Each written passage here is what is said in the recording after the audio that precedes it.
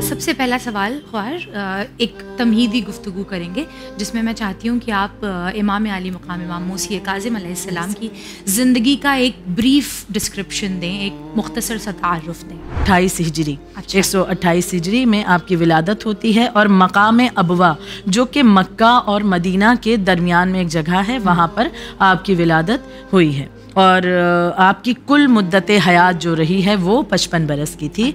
इमाम मूसा काज़िम अलैहिस्सलातु वस्सलाम की बहुत सारे लक़ब अलक़ाबात से अल्लाह ने नवाजा, जिसमें मशहूर लक़ब आपका तो मुहकम अक़ीदा है कि इमाम न सिर्फ ये कि मासूम है बल्कि इसमत के दर्जे पर फाइज़ हैं और मोजिज़ नुमा है हर एतबार से।